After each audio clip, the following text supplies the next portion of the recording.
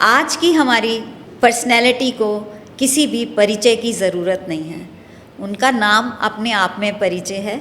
वो ज्ञान के सागर हैं और हम चाहते हैं उस सागर में से थोड़ा सा ज्ञान हमें मिले और हम उससे अपनी गागर को भर सकें। मैं तो जनता का सेवक हूँ, उनकी सेवा में आज भी लगा हूँ।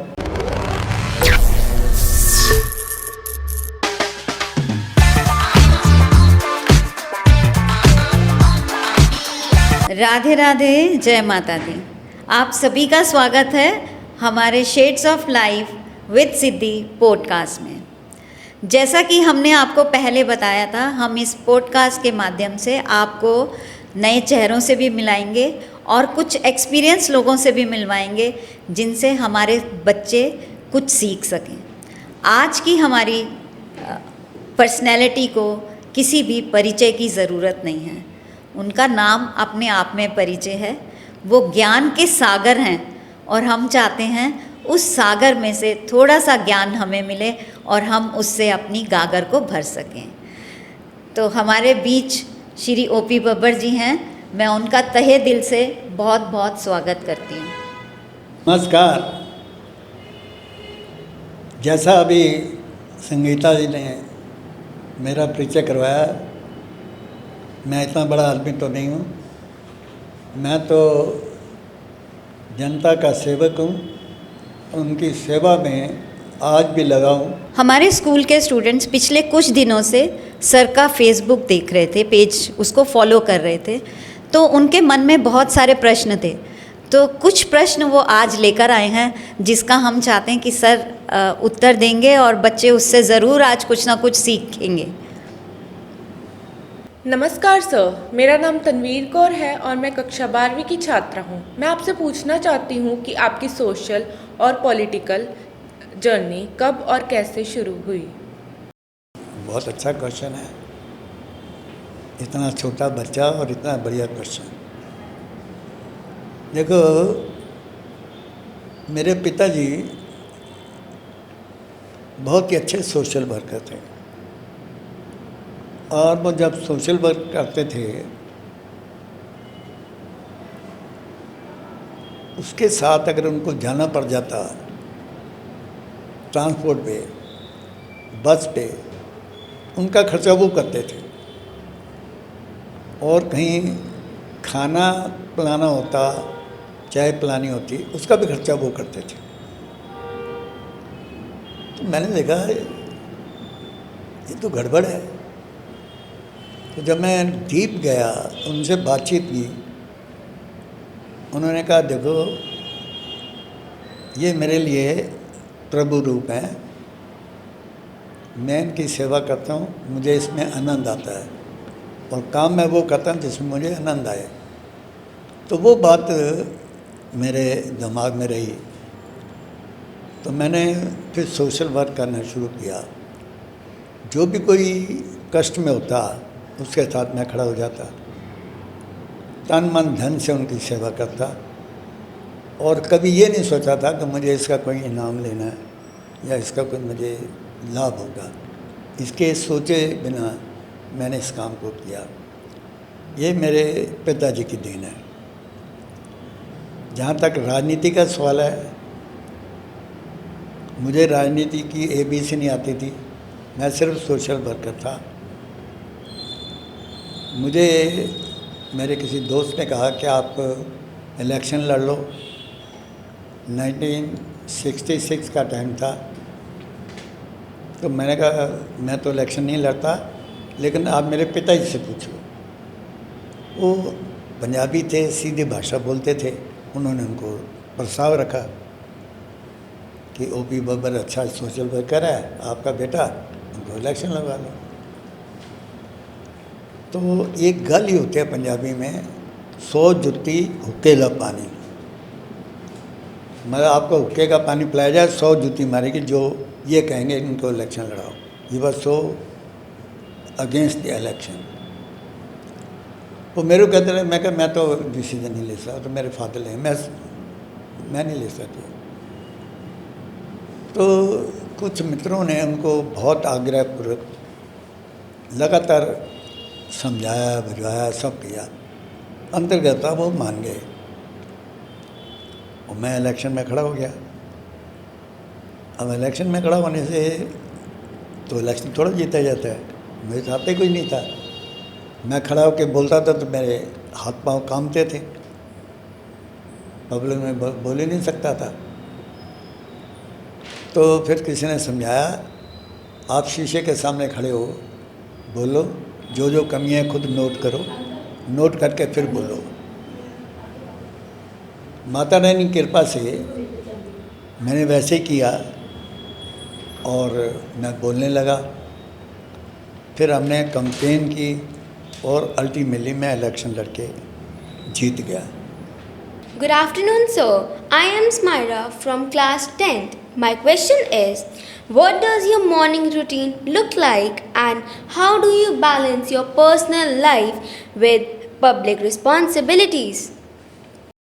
एक्चुअली सुबह मैं 5 बजे उठता हूँ, कभी लेट हो जाए, रात को सोएं तो 6 से लेट नहीं उठता। 1.5 घंटा मैं लगाता हूँ मॉर्निंग तैयार होने के लिए। तैयार होने मीन्स नहाने वगैरह नहीं, उससे पहले का 1.5 घंटा। उसमें उठ के पहले चुल्लू पानी लेके आंखें धोता हूँ और फिर मैं प्राणायाम करता हूँ, योगा करता हूँ और आसन करता हूँ और लगातार इसको मैं कंप्लीट करता हूँ। इन सब में मुझे 1.5 घंटा लग जाता है, कभी कभी 1-2 घंटे लग जाते हैं, पर मैं ये रेगुलर करता हूँ। एक्सरसाइज समझ लो, 1.5 घंटा मैं इसमें लगाता हूँ। उसके बाद कुछ लोग आ जाते हैं मिलने के लिए, तो बीच में टाइम लगा के उनको मिलता हूँ, उनके साथ चाय वगैरह पिया या पानी पिलाया, कैंपा पिलाया। उसके बाद उनके कोई काम हुआ तो काम किया। इसके बाद फिर मैं स्नान वगैरह कर लेता हूँ और उसके बाद फिर कुछ लोग आते हैं, उनसे बातचीत करता रहता हूँ और उनकी जो समस्या है उनको सुलझाने की कोशिश करता हूँ। ये मेरा दिनचर्या है मॉर्निंग का।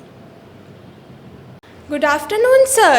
I am Harneet from class 10th and my question is, what is that one principle you live by to achieve success in life? बहुत ही सिंपल है। मैं सोचता हूँ there is no comparison to hard work. मैंने life में बहुत hard work किया है। आप ये समझ लो, छोटा सा मैंने काम शुरू किया, उसके लिए साइकिल पर मैं भादरगढ़, गाजियाबाद और इधर फरीदाबाद के आगे भी मैं कई कस्बों में गया, नोएडा में भी।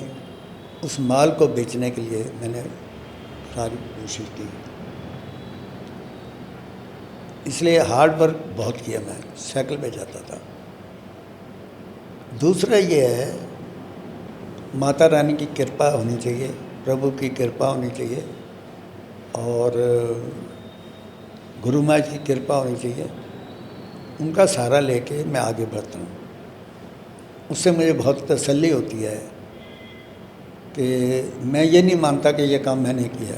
मुझे कोई पूछे आपने क्या, मैं कहा ये तो माता रानी की कृपा से हुआ है, गुरु माँ जी की कृपा से हुआ, प्रभु राम की कृपा से हुआ, गुरु नानक की कृपा से हुआ। वो हैं शक्तियाँ जो मुझे चलाती हैं, मैं उनकी कृपा से काम करता हूँ। तो इस तरीके से आगे बढ़ने का मुझे अवसर मिला। और तीसरी बात यह है, मैं बिलीव करता हूँ फॉलो अप एक्शन और मॉनिटरिंग में। कोई भी काम अपने आप को लिया तो उसको फॉलो अप करता हूँ, मॉनिटरिंग करता हूँ, चाहे मेरा काम हो चाहे किसी का काम हो, और उसके पीछे लग के जब तक काम होता नहीं उसको छोड़ता नहीं। चाहे मुझे 100 लेटर क्यों ना लिखने पड़े, 100 टेलीफोन क्यों ना करने पड़े, 100 बार मुझे उनके दफ्तर में क्यों ना जाना पड़े, जब तक काम में मैं छोड़ता नहीं। इसमें मैं कह सकता हूँ, जब आप काम करने की बात करते हो तो आपको उसकी मॉनिटरिंग करनी चाहिए, फॉलोअप एक्शन करना चाहिए। और जब आप काम कर रहे हो तो कर्मण्य अधिकारस्ते माँ फलेषु कदाचन माँ कर्म फल हेतुर्भूमा तंदो संलेति। फल में आपकी कोई इच्छा नहीं है, आप मेहनत करके काम करो। फल प्रभु देने वाले हैं, माता रानी देने वाली है, वो ऐसी शक्ति है जो देती है फल। आप अपनी मेहनत में कसर मत छोड़ो, 100/100 काम करो, रिज़ल्ट आपको मिलेगा।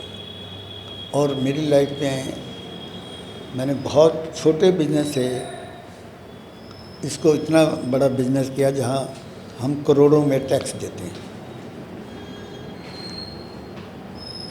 तो ये मैं सोचता हूँ, हार्ड वर्क है, फिर सच्चाई होनी चाहिए, सफाई होनी चाहिए, आपकी भाषा में मधुर वाणी होनी चाहिए, किसी का दिल नहीं दुखाना चाहिए, तो आपको सक्सेस में कोई रोक नहीं सकता।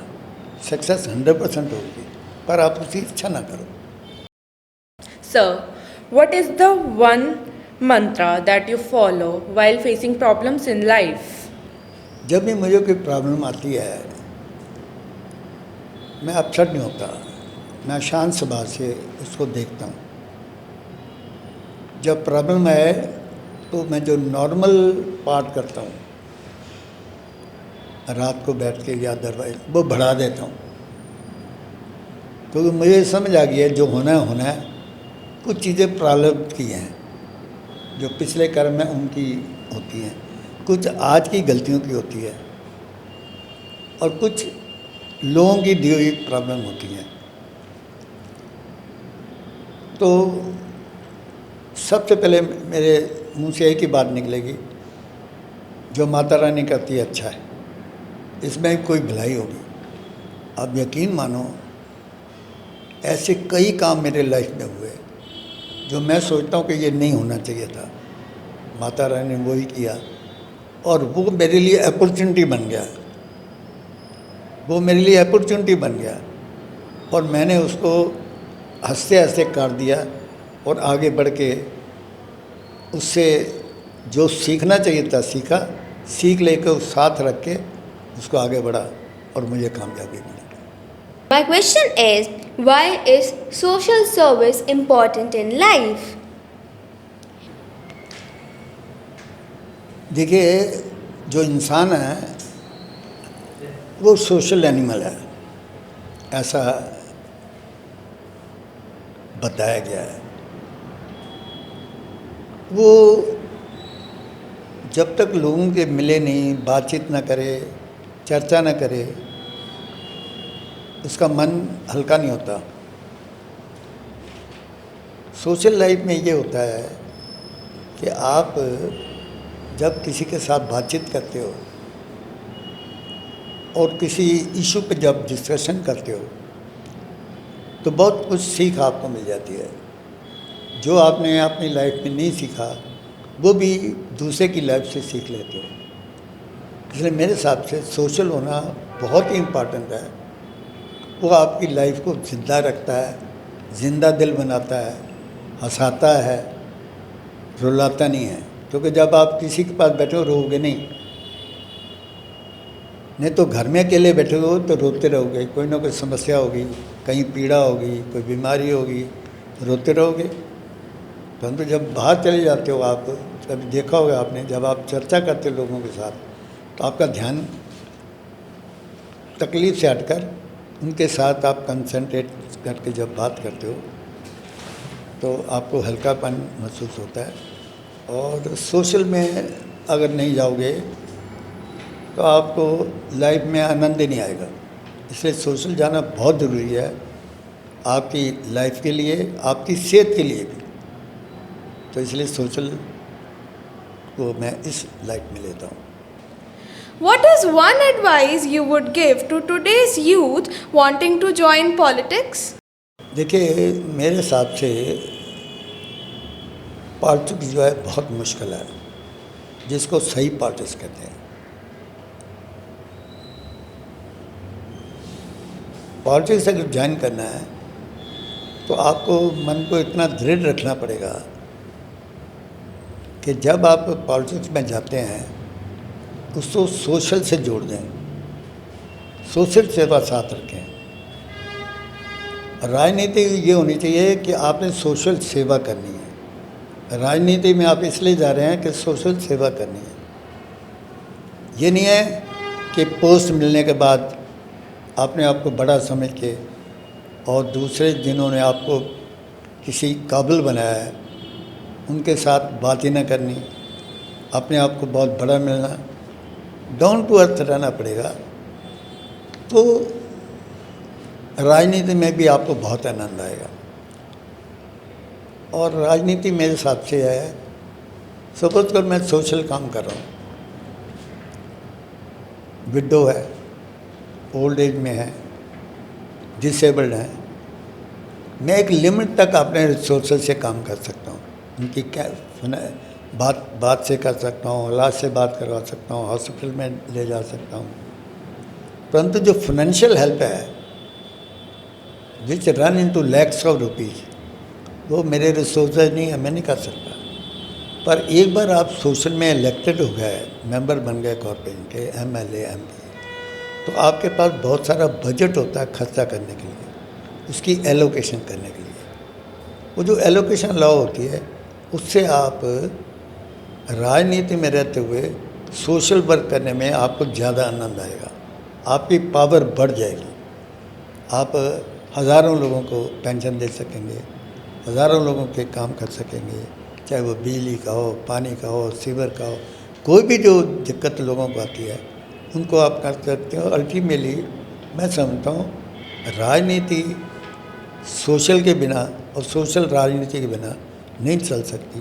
ये दोनों अगर जुड़ जाएँ और आप ईमानदार हैं, सच्चे हैं, सुच्चे हैं, कोई गलत काम नहीं करते, तो मेरा ख्याल है राजनीति में तभी ज्वाइन करना चाहिए। पहले अपने आप को दृढ़ कर लें। जब मैं राजनीति में आया था पहली बार, मैं सबसे कॉर्पोरेशन में उम्र में छोटा था, और जब मैं एमएलए बना तो सब एमएलए में से सबसे बड़ा था मैं।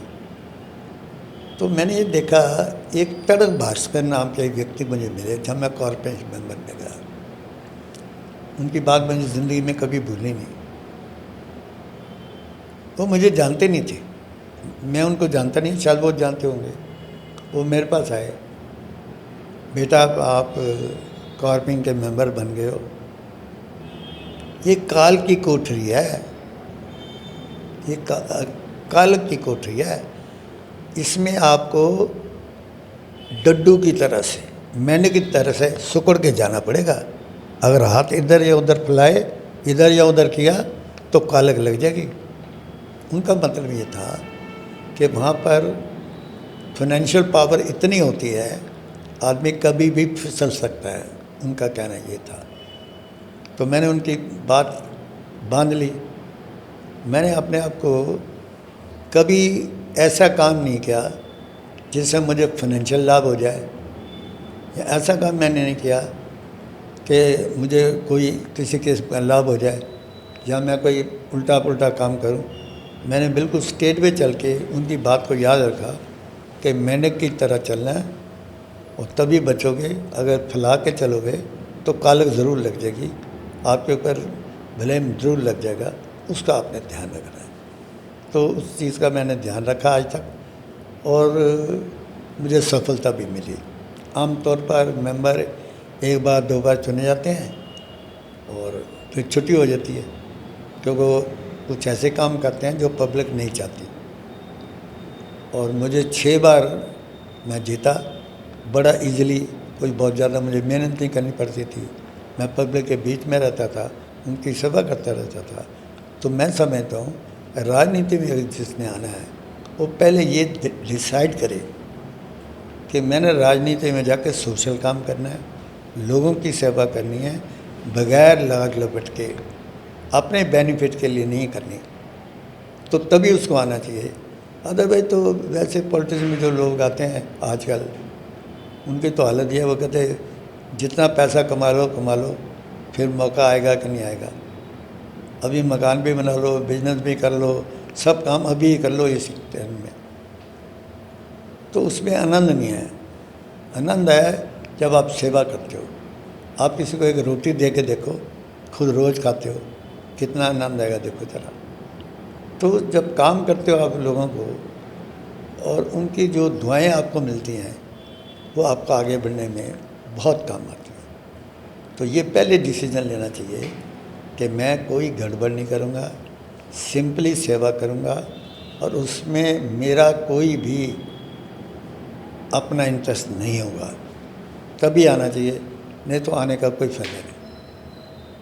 So, what advice would you give to students and youngsters who are willing to do big in life? देखिए, सबसे बड़ी बात है जो हमें जब हम पहली में जाते हैं तो बताया जाता है हमेशा सच बोलो। बड़ा मुश्किल है। और जब आप अपने काम में जाते हो, वहाँ सच बोलना इतना मुश्किल है जिसकी याद नहीं। परंतु ये बात नहीं है कि हो नहीं सकता। मैंने इवन राजनीति में सच से काम लिया है, बिजनेस में भी सच से काम लिया है, तो मुझे कोई दिक्कत नहीं आई, बल्कि उसका लाभ हुआ। लाभ क्या हुआ कि आई हैड एन रेपुटेशन कि यार ये सच्चा आदमी है, सही बात करता है, इसके बाद सब कुछ ठीक मिलेगा। बिजनेस में मैंने देखा, और कोई मैंने अगर काम किया उसमें भी लाभ हुआ। मैं समझता हूँ सच्चाई, सफाई और ईमानदारी, ये तीन चीज़ें अगर हमारे ध्यान में रहें, और उसके साथ सबसे बड़ी प्रभु की कृपा, माता रानी की कृपा, गुरु मारी की कृपा, जिसको भी आप मानते हैं, उसको कभी भी नहीं भूलना चाहिए कि वो एक ताकत जिससे कुदरत है, अगर आप उससे डर के चलोगे और ये मान के चलोगे जो गलत आप काम करते अल्टीमेटली उसकी सज़ा आपको मिलेगी। तो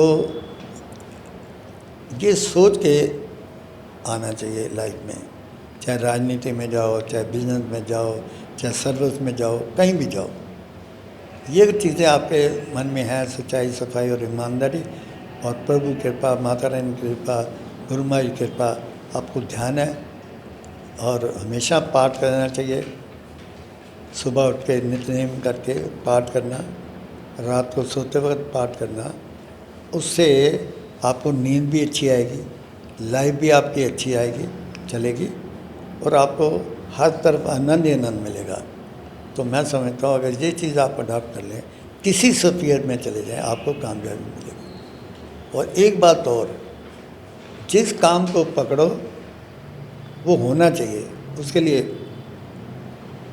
follow up action, monitoring end result. Result की चिंता ना करो, लेकिन ये मान के चलो रिज़ल्ट उसका आएगा ही आएगा। तो ये अगर कर लेंगे तो आपको लाइफ में कामयाबी मिलेगी। Sir, what message can our viewers have from your journey in life? Please repeat again. Sir, what message can our viewers have from your journey in life? अच्छा, आपकी लाइफ की जर्नी से जो दर्शक देखेंगे उन्हें क्या मैसेज मिलेगा आपकी जर्नी ऑफ लाइफ? मैसेज एक सेकेंड। देखिए मेरा Sir, what message can our viewers have from your journey in life? मेरा एक ही मैसेज है, जिस हालात में प्रभु ने रखा है, माता रानी ने रखा है, उसमें खुश रहना चाहिए। और मैंने इसको प्रैक्टिस किया है। कष्ट में भी बड़ा आनंद आता है, और कष्ट अपॉर्चुनिटी बनती है, जैसे मैंने आपको पहले कहा। तो उसको इस ढंग से हम चलें, जैसे कहना चाहिए, अगर कष्ट आ जाता है तो भी एक ढंग से रहें, बहुत परेशान ना हो, बोलो ये प्रभु की देन है, प्रभु का प्रसाद है, माता रानी का प्रसाद है। और अगर आपको प्रभु ने कृपा करी है, धन धान्य से भरपूर किया हुआ है, आपको एक अच्छा एटमॉस्फेयर दिया हुआ रहने का, तो भी डाउन टू अर्थ रहें, अपने आप को लोगों से बड़ा न समझें और लोगों से बदतमीज न बोलें। क्योंकि मैंने बहुत से लोगों को देखा, जब उनके पास धन आ जाता होता तो पहले ऐसे बोलते फिर ऐसे करने लगते। उनका ऐसे सभी नहीं होता, अकड़ के बात करते हैं तो जैसे पता नहीं क्या हो गया। ये लाइफ का तरीका ठीक नहीं है। तो मैं यही मैसेज दूंगा, आप जब लाइफ में आए हैं तो अपने आप को लोगों के साथ डाउन टू अर्थ रहें और ध्यान रहें कि आपका ध्यान उनको मदद करना है। ये नहीं है कि आप अपनी धुन में मस्त हैं और पता नहीं क्या क्या कह रहे हैं, ये नहीं होना चाहिए। इच्छा थी बच्चों की कि जेल अनुभूतियाँ फेसबुक पे पढ़ रहे थे, तो उनकी इच्छा थी सर से बात करने की। और आप सब बच्चे जैसे जानते हैं, सभी जानते हैं कि सर ने अपनी बहुत छोटी उम्र में 18 महीने जो हैं वो जेल में बिताए, और वो भी 19 महीने, वो भी बिना किसी कहना चाहिए बिना किसी सिर्फ इमरजेंसी थी और वो पॉलिटिक्स में थे, सच्चे रूप से पॉलिटिक्स कर रहे थे। इस वजह से उन्होंने एक बहुत छोटी उम्र में 19 महीने जेल में बिताए, और शायद उसी कष्ट के बारे में ही वो आपको बता रहे थे कि कष्ट में भी जो है वो बहुत अच्छे से रहना चाहिए। और आप अपने साथ उनके 3 शब्द ज़रूर लेके जाना अपने साथ: सफाई, सच्चाई और ईमानदारी। इसी के साथ सर आपका बहुत बहुत धन्यवाद आपके यहाँ आने का और हमारे बच्चों को इतना ज्ञान देने का। Thank you very much.